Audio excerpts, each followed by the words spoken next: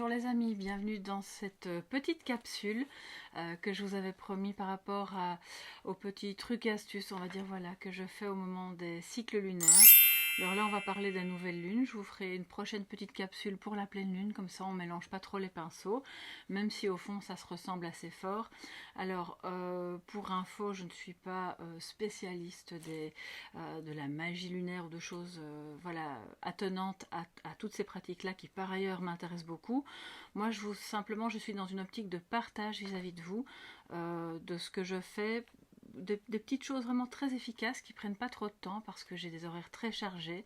Je pense que vous aussi, on n'a pas toujours des heures et des heures à consacrer à certaines pratiques, même si on aimerait bien. Donc je vais vous présenter maintenant les petites choses que je fais au moment de la nouvelle lune, les cristaux que j'utilise, mais pas toujours, et surtout les amis, chez moi vous ne trouverez jamais rien de dogmatique. C'est important que vous ne regardiez pas cette vidéo si ça ne vous parle pas, que vous preniez ce qui résonne en vous et le reste vous laissez de côté bien sûr, et c'est comme ça que moi je fonctionne aussi dans ma vie, dans mon travail, donc vraiment liberté. Alors la première chose que je fais au moment des nouvelles lunes, qui est un moment que j'aime vraiment bien parce que c'est un moment d'ouverture. Alors effectivement les énergies peuvent être assez intenses à ce moment-là, ça peut chambouler. Ça peut même faire remonter des choses, tout comme au moment des pleines lunes. Donc c'est pas tout le temps tout rose, mais il y a cette possibilité, vous voyez cette porte qui s'ouvre vers quelque chose de nouveau, vers une nouvelle étape, vers la création. Et pour moi, qui dit nouvelle lune dit moment de création. Donc avant de faire quoi que ce soit, quelque rituel que ce soit, si vous aimez faire des rituels ou d'utiliser, peu importe, des choses ou d'écrire vos intentions, pour moi, la première chose à faire, c'est de se dire, je vais créer quelque chose. Alors ça peut être quelque chose qui vous fait du bien, un moment pour vous, ça peut être même juste prendre un bain et vous installer, lire, imaginer quelque chose que vous aimeriez faire, vous mettre déjà dans une ambiance, vous voyez, un peu en état, on va dire, hypnotique, de création, de créativité. Ça peut être vous préparer un bon petit plat. Alors au moment où je tourne ma vidéo, on est évidemment au mois d'octobre, mais c'est intemporel, donc c'est d'utiliser des produits de saison. Là c'est évidemment la pomme, la cannelle, toutes ces choses là si vous aimez les desserts. Et de faire quelque chose qui vous fait du bien, qui ouvre la porte vers le bien-être. Ça, c'est la première chose. Donc, même si vous n'avez le temps de rien faire d'autre, eh bien déjà ça, ce sera très bien. Ensuite, bon, pour moi, évidemment, je pense que le plus intéressant à faire au moment des nouvelles lunes, avant même le plus intéressant, c'est bien sûr les intentions, mais avant de les faire, c'est de se purifier. Donc, si vous rentrez du travail, par exemple, ou de chez quelqu'un, et que il y a eu des tensions ou simplement de la fatigue, c'est peut-être pas le bon moment pour commencer à écrire vos intentions, parce que l'idée c'est de visualiser la réussite, c'est d'imaginer que c'est déjà là, que c'est pas juste un potentiel, on est déjà dans la vibration de joie, de réussite. Donc si vous venez de vous engueuler avec votre patron ou d'être au téléphone avec la banque ou que sais-je, ou avec votre ex ou peu importe, c'est peut-être pas le moment idéal. Donc on reporte, parce que les énergies de nouvelle lune, ce n'est pas qu'un jour, d'accord? Vous pouvez bénéficier vraiment de cette impulsion pour créer et pour réussir pendant, je dirais, les 2-3 jours, voilà, qui entourent le moment de la nouvelle lune et encore un petit peu après. Donc si c'est mieux pour vous de le faire le lendemain, même au moment de l'apparition du premier croissant, pardon, il n'y a pas de souci. En fait, c'est très bien. Et moi, en général, c'est même dans ces moments-là que je le fais. Et il y a des couleurs qui sont associées à la nouvelle lune, qui sont le grenat, la couleur aussi de la cornaline. Donc d'ailleurs, c'est pour ça que la cornaline est une pierre fréquemment utilisée en nouvelle lune. Le quartz, alors moi j'ai du quartz classique, du cristal de quartz. J'ai aussi du quartz fumé, mais pour être honnête avec vous, je ne m'entoure pas tout le temps de pierres. Ça, ce sont les pierres sombres que j'utilise au moment des pleines lunes. Je voulais quand même vous les montrer parce qu'il y a aussi du quartz dedans. Le quartz fumé peut correspondre aux deux. Mais ces pierres-là, je vais les mettre sur le côté parce que c'est vraiment au moment de la pleine lune qu'elles seront intéressantes. Et pour être honnête, voilà, parfois j'utilise, parfois pas, elles sont près de moi ou pas. Cette pierre-là, c'est vraiment une pierre que j'ai souvent près de moi, au même titre bien sûr que la labradorite, qui est une pierre de protection, mais c'est pas spécifique à la nouvelle lune. Le plus important, avant de commencer à écrire vos intentions, c'est de vous assurer que vous êtes déjà dans un état d'esprit propice à l'ouverture, à la création de quelque chose de nouveau, à la mise en place de quelque chose, en tout cas que vous voulez voir se réaliser. Si vous n'avez pas de cristaux, vous n'avez pas de cristaux, c'est pas grave. Encore une fois, il n'y a pas de dogme. Ou si vous n'aimez pas les cristaux, ou simplement si la proximité des pierres vous perturbe un petit peu vos énergies, parce qu'il faut faire attention à ça aussi, pas avoir trop de pierres autour de soi, eh bien c'est pas grave, hein, on les prend, on les met de côté, et puis on fait sans. Donc chacun va un petit peu trouver sa manière de faire. Moi en général, j'ai de toute façon toujours la labradorite, et puis une pierre que je vais utiliser avec mon carnet. Alors je vous explique. Bon, je ne vais pas vous montrer tout parce que ça c'est mon carnet et donc chacun va avoir ses intentions, c'est assez personnel bien entendu. Vous voyez qu'il y a, alors je vais vous montrer un petit peu le style, voilà, on a une page sur laquelle on écrit et une page sur laquelle personnellement je dessine et il y aura un sigil. Alors j'écris mes intentions, je vais le refermer comme ça, voilà, on n'est pas, vous pouvez prendre votre carnet et c'est un peu le même principe pour le livre des ombres, hein. Ça doit rester très personnel, il n'y a pas de tabou, ça pourrait être un peu vu comme un livre des rêves, alors vous pouvez quand même voir la pochette, hein. Donc les étoiles brillent seulement quand le ciel est sombre, noir, d'accord, donc c'est très symbolique évidemment. Vous écrivez vos intentions. Alors bon, l'idée c'est pas d'en écrire 25, vous pouvez bien sûr en écrire, il n'y a pas de limite en soi. Je pense simplement que d'un point de vue de votre esprit et de votre implication dans la visualisation et dans le ressenti des vibrations de réussite, c'est mieux de compacter et peut-être de mettre une priorité sur l'une ou l'autre. En général, moi je dépasse pas les trois intentions. Pourquoi? Parce que j'ai déjà essayé avec plus. 5 ou 6 et puis alors là en fait ça devenait trop, ça s'embrouille d'un point de vue énergétique, finalement c'est comme si personnellement, hein, encore une fois c'est pour moi, là je vous partage mon vécu, c'est comme si je ne parvenais pas à vraiment compacter, condenser l'énergie de création et de réussite quand il y a trop à la fois, ça se disperse à ce moment-là. Peut-être que vous serez capable bien sûr, donc il n'y a pas de problème. Moi en général je m'arrête à 3 et je les écris bien sûr en jeu, toujours en jeu, et en remerciement, parce qu'au moment de la nouvelle lune on est dans une ouverture, dans un monde qui peut se créer, quelque chose de nouveau, tout est chaque fois nouveau, et donc c'est important d'être bien sûr dans l'énergie de gratitude, puisque quelque chose de nouveau se met sur votre chemin, on remercie. Donc on remercie pour cette chose qui est là, cette relation, ce nouveau travail. Si vous avez voilà, une question financière, vous remerciez, je remercie pour ce nouveau travail dans lequel je me sens bien. Je suis heureuse dans mon couple, je suis reconnaissant, et donc on remercie bien sûr à chaque fois, je suis reconnaissante de pouvoir vivre dans cette maison qui se trouve à tel endroit et je m'y sens tellement bien, et vous visualisez à ce moment là dans cette maison, dans cet endroit, même si vous ne l'avez pas encore visité par exemple. Donc vous écrivez ça, ça ne doit pas être trop long, ça doit être écrit en jeu et dans la gratitude et le remerciement avec l'énergie de visualisation, bien sûr que c'est déjà là. C'est un peu comme si, bon ça ressemble un petit peu à ce que d'autres appellent les chèques d'abondance. Moi je ne suis pas trop fan de ce genre d'appellation parce que voilà, je pense que restons dans la simplicité, c'est tout simple, vous prenez un carnet, vous écrivez ce qui est vraiment important pour vous à ce moment-là, ce dans quoi vous avez vraiment aussi envie de vous impliquer, parce que votre implication va jouer. Bien sûr, il y a l'énergie lunaire qui va vous accompagner dans ce mouvement d'impulsion du nouveau et de la création, et du positif, de l'amour, de la joie, de la réussite professionnelle, mais il y a votre implication qui est là, d'accord?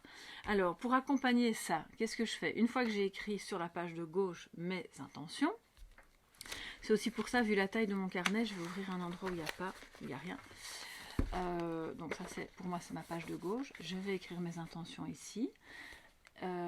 Et sur la page de droite, en vis-à-vis, il y aura chaque fois un dessin, d'accord? Un dessin qui symbolise, qui schématise mon intention. Après, vous pouvez faire ce qu'on appelle des sigils. Vous pouvez juste faire un dessin, si le cœur vous en dit, sur la page de droite, ou vous pouvez vous dire, bon ben, moi j'ai envie de faire un sigil. Qu'est-ce qu'un sigil? C'est une espèce de...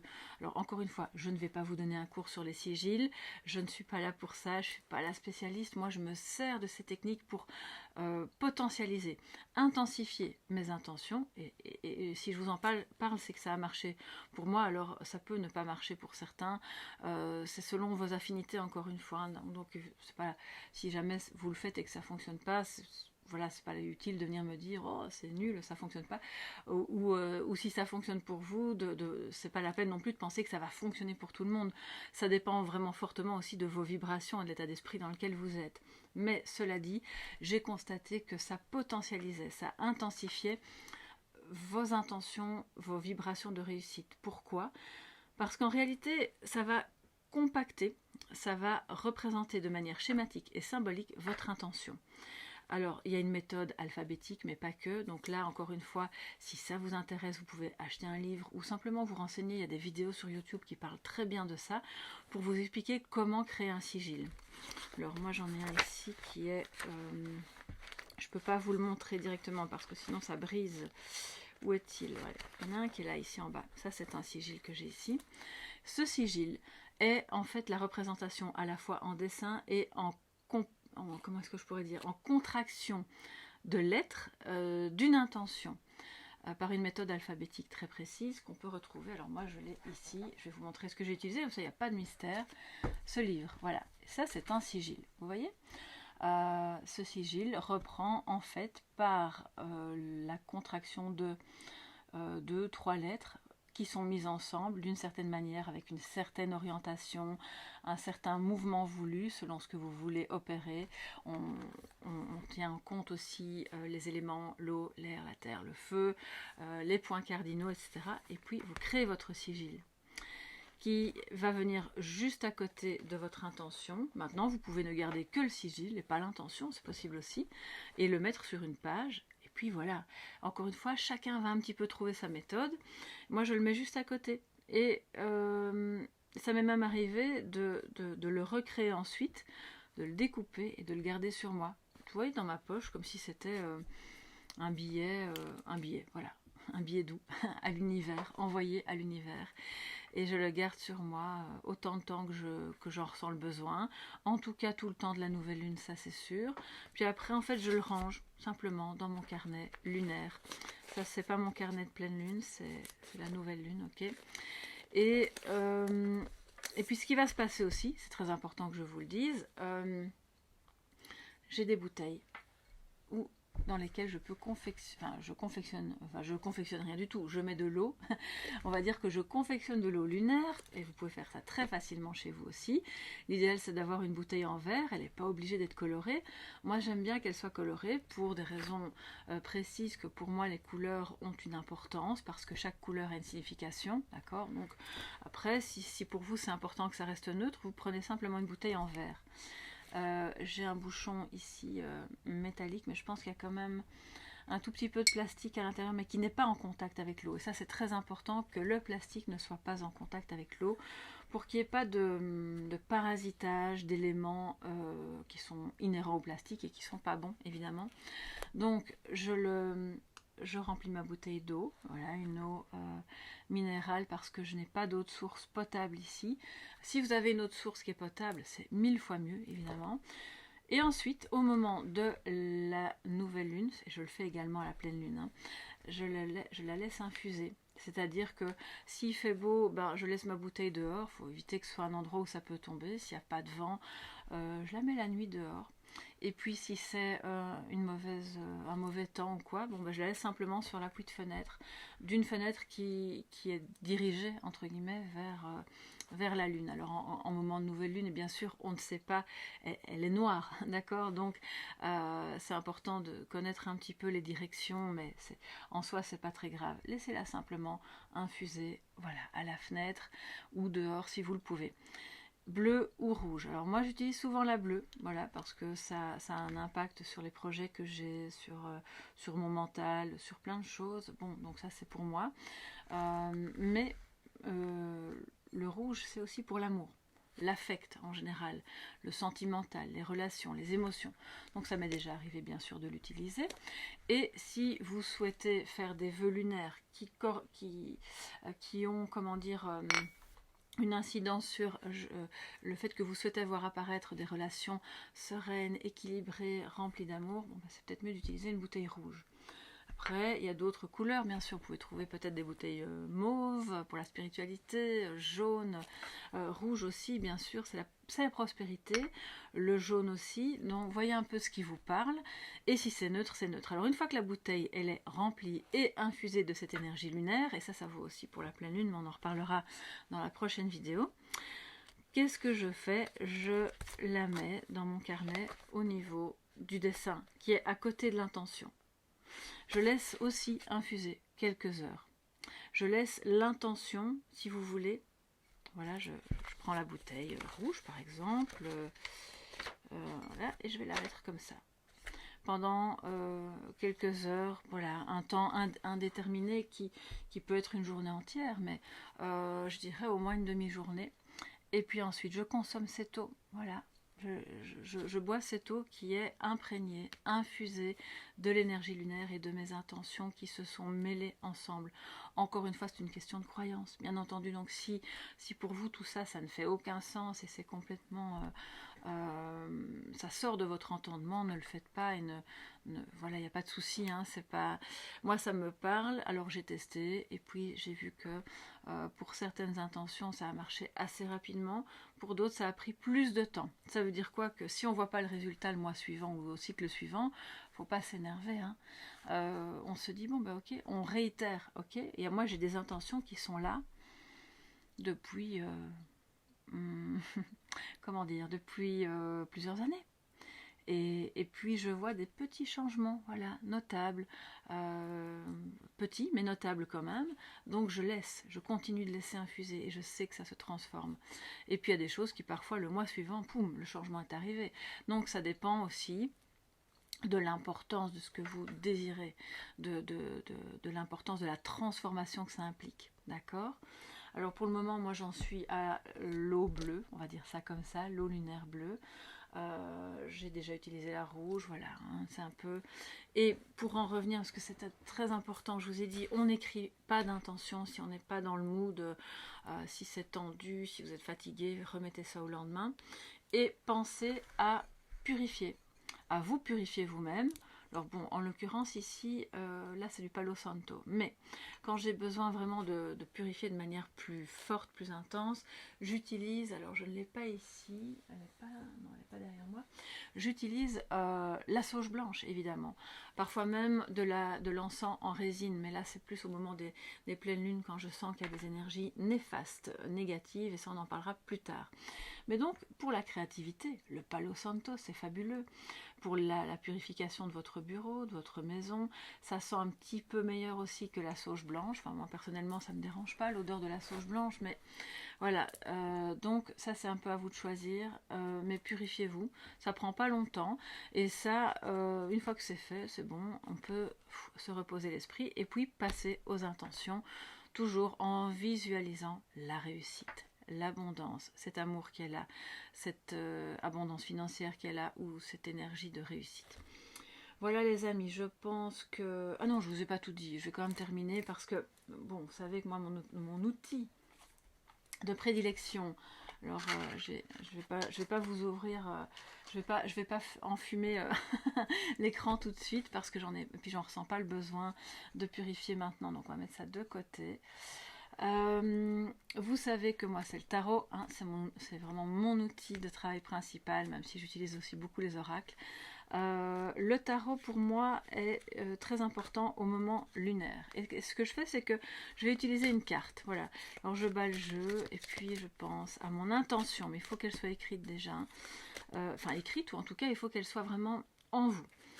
Et puis je demande une carte qui va m'accompagner dans la réalisation, d'accord, de cette intention. Ok, on fait ça, on prend la carte.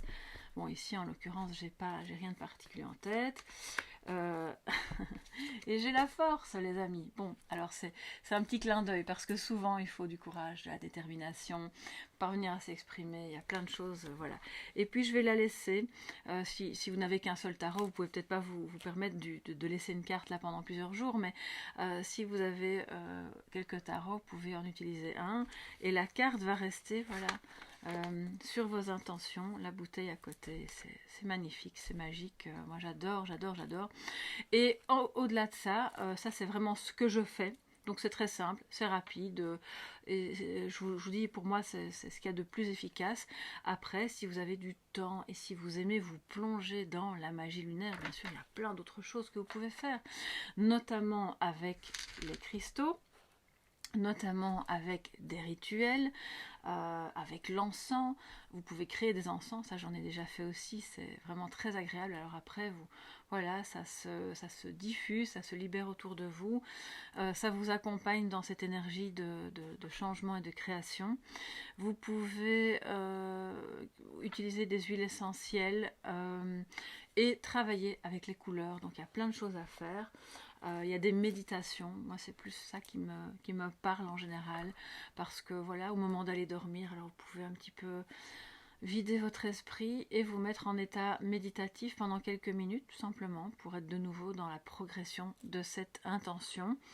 Alors j'ai un livre ici, je voulais vous le montrer, je pense que je vous l'ai déjà montré, hein, mais voilà. Et dedans, voilà, la magie de la lune de Rachel Patterson. J'en ai déjà parlé sur la chaîne. C'est à la fois concis, précis. Il n'y a pas des tonnes. C'est pas la grosse Bible. Bon, comme ça, on sait, c'est accessible à tous. On n'est pas obligé d'être sorcier, sorcière, aguerri pour pouvoir accéder à la pratique de ce qu'elle propose. Et c'est ça que j'aime bien. Et donc pour chaque cycle, non pardon, pour chaque mouvement lunaire, donc pleine lune, nouvelle lune, croissante, décroissante, etc. Il y a des petites choses que vous pouvez faire. Il y a des rituels, il y a des méditations, il y a des invocations à des déesses lunaires. Il y a comment aussi tenir son journal si ça vous intéresse. Donc bon, parfois je me réfère à ce livre, parfois pas. Ça dépend aussi. Fiez-vous à votre instinct, à votre intuition. Si vous sentez de faire plus de choses et que vous avez besoin de ça pour sécuriser en fait votre intention, votre environnement, faites-le. Si vous sentez que vous avez besoin de quelque chose de minimaliste, ce qui est un peu mon cas en ce moment, eh ben c'est très bien aussi. Voilà mes chers amis pour ces moments lunaires. Donc ça c'est un petit peu, c'est les deux seules pierres que je vais utiliser pour cette nouvelle lune qui est donc le mardi 25 octobre. Maintenant si vous regardez ça au mois de juillet, ça vaut aussi, ce sont des pierres, voilà. Si vous avez du grenat aussi, si vous avez de la labradorite, bon ça de toute façon je l'ai toujours avec. Vous pouvez les utiliser et puis les mettre simplement, en prendre une, la mettre dans votre poche, la garder avec votre sigil si vous en faites un, puis si vous n'en faites pas, eh bien c'est pas grave, juste l'intention ça suffira. Voilà mes chers amis pour cette capsule qui n'était pas structurée, je vous ai dit comme ça à la volée comment je procède. J'espère que c'est pas trop confus. N'hésitez pas à me poser des questions si vous en avez. Je serai ravie d'y répondre si je le peux, ou en tout cas de vous diriger vers des personnes compétentes si je ne peux pas vous répondre. Et puis moi je vous embrasse, je vous fais plein de gros bisous. Profitez bien de ces moments lunaires pour vous réaliser, pour vous purifier aussi et pour aller de l'avant, toujours aller de l'avant. À bientôt les amis, bye bye.